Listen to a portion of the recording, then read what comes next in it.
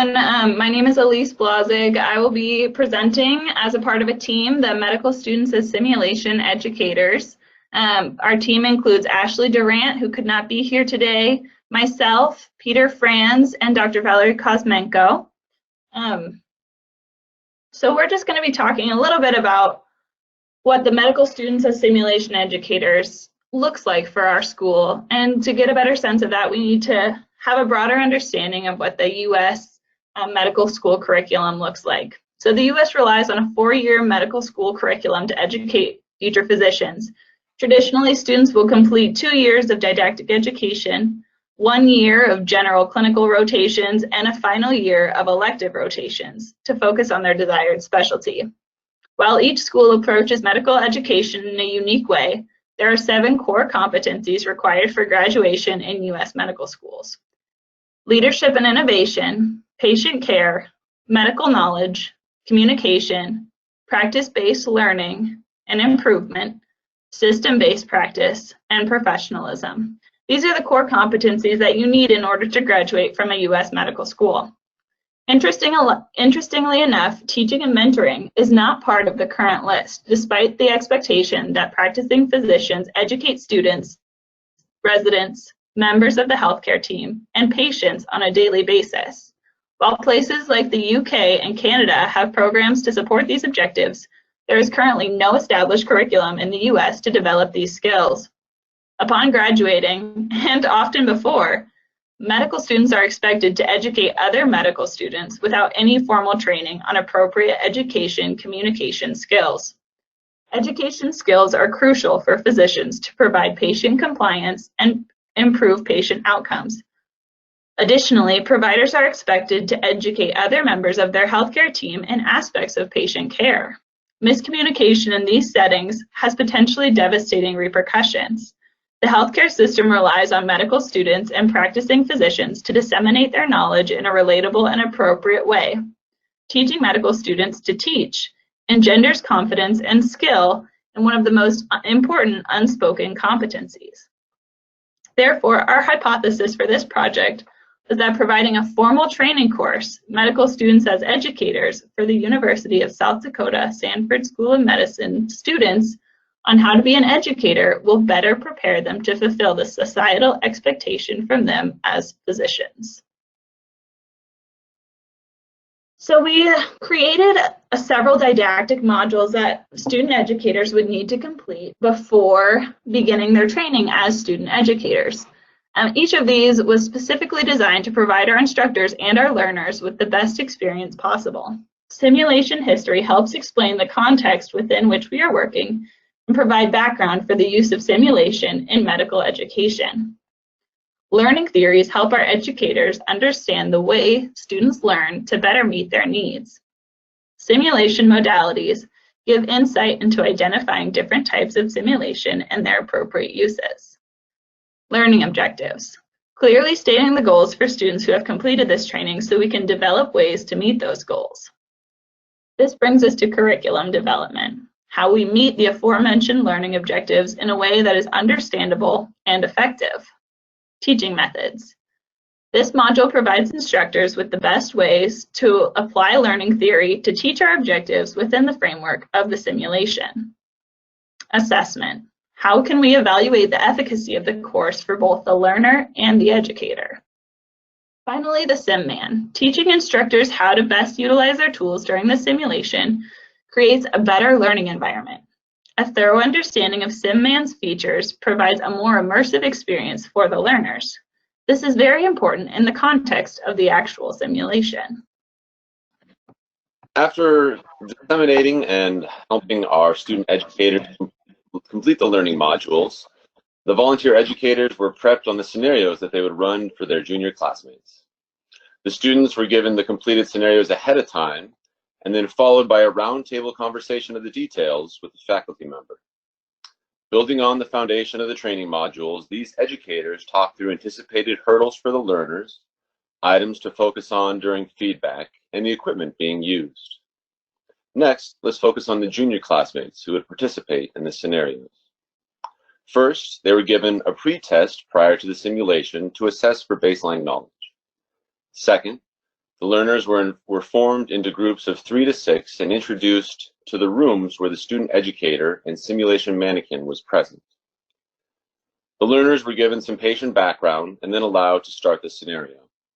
They were given a monitor showing vital signs and instructed to interact with the mannequin as if it was a real patient.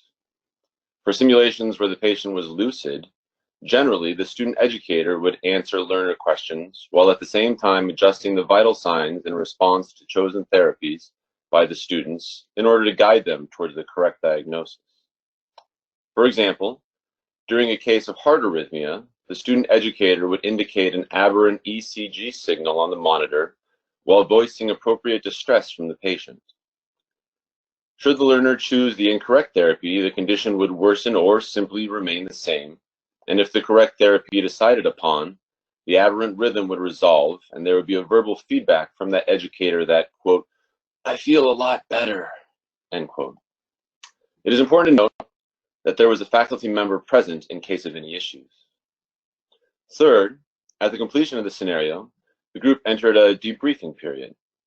During this period, the learners were encouraged to reflect on their performance, both in respect to areas of strength and weakness.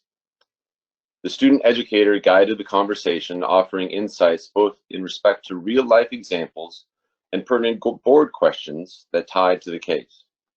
Fourth, and finally, the learners were re-evaluated with the same test administered prior to the scenario. They were also given student satisfaction surveys. These scenarios were integrated into the curriculum at Stanford School of Medicine during the didactic period, as well as during the transition into clinical rotations. For students in their didactic period, there was 3 scenarios: 1 during cardiology, 1 during pulmonology, and 1 during renal block.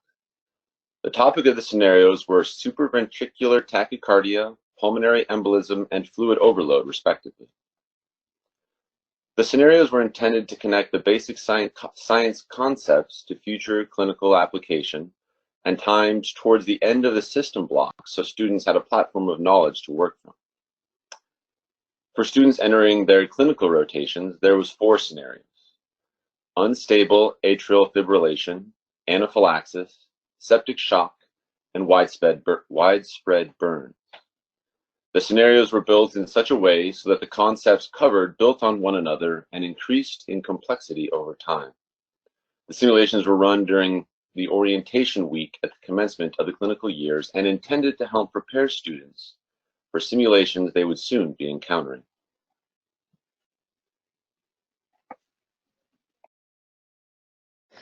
We gathered data from 2 key areas: student competency and student satisfaction. Students take competency tests before and after the activity to assess understanding and any changes in competency that may have occurred over the course of the simulation and debriefing. Upon completion of the entire activity, students fill out satisfaction surveys.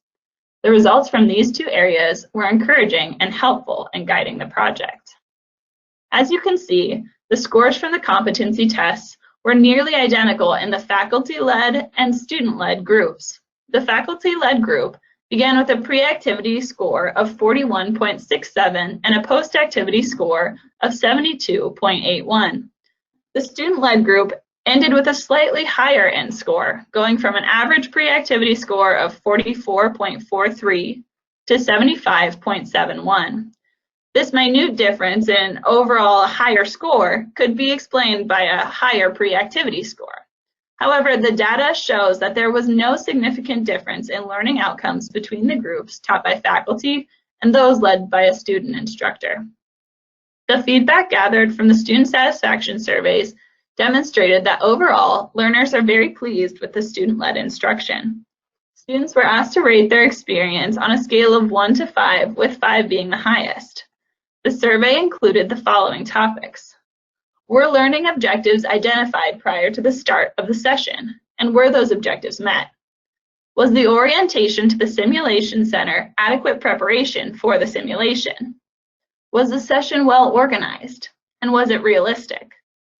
Was the session the appropriate level for the learners? Will this material be beneficial in future careers? Did this session improve confidence? Were all questions and comments treated with respect? Did students have adequate opportunity to actively participate? Did the debriefing afterwards enhance learning? And finally, were the teaching methods effective? As shown in this graph, scores were very high, ranging from 4.63 to 4.82, with the average being 4.75. These survey results demonstrate clear student satisfaction with the learning objectives, style of instruction, and relevance of the simulation.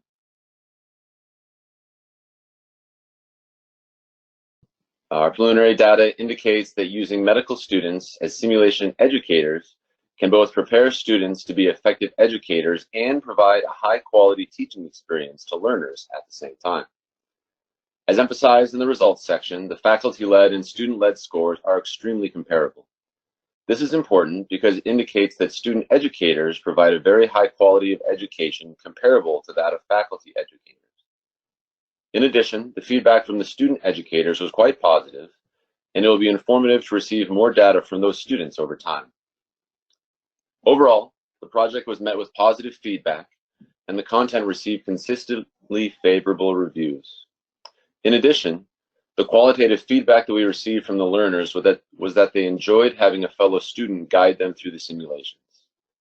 The medical students leading the simulations were able to tie the material being reviewed into their current experiences and point to how particular content was relevant to coming board exams. The logistics of using medical students as simulation educators was also effective, as their fourth-year electives tended to be fairly flexible, enabling them to present even if logistics change.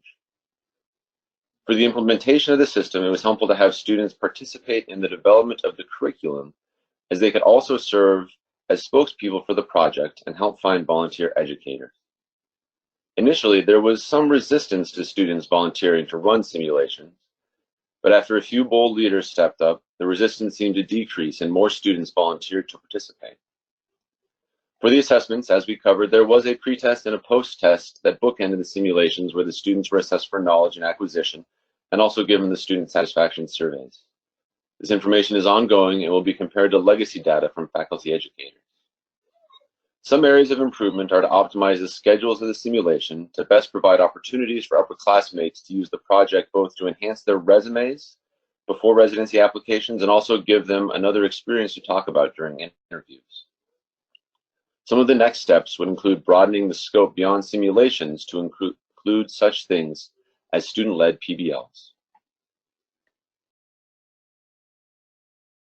In conclusion, our pilot program of using medical students as simulation educators has taken us one step closer to achieving parity with the UK and Canada in creating formal preparation to educate other students, patients, residents, and healthcare teams. Our initial data show that students are as effective as clinical faculty members in simulation-based education. The competency scores are almost identical when comparing student and faculty-led simulation groups. Not only that, but this method of instruction creates positive change for the next generation of doctors. In the future, we hope to see medical students learning from physicians who trained not only in medicine, but also to be an effective teacher. It better prepares students to share their didactic and clinical training on an education-appropriate level as they work with students in the years below them. Being able to communicate effectively with other providers and their patients has the potential to improve patient outcomes and patient compliance. The students that have participated in this program so far have reported satisfaction and support for using medical students as simulation educators.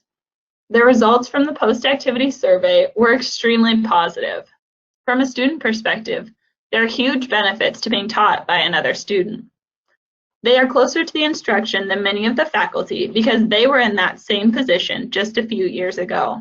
This allows them to better meet the learning needs and expectations of their fellow students because they know and remember what was clinically relevant to them at that stage in their education. Medical students have untold potential for use in the education of their peers.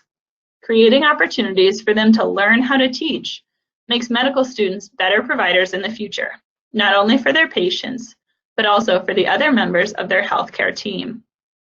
This program is the beginning of finally providing structure for the crucial yet unverbalized expectation of medical students as teachers.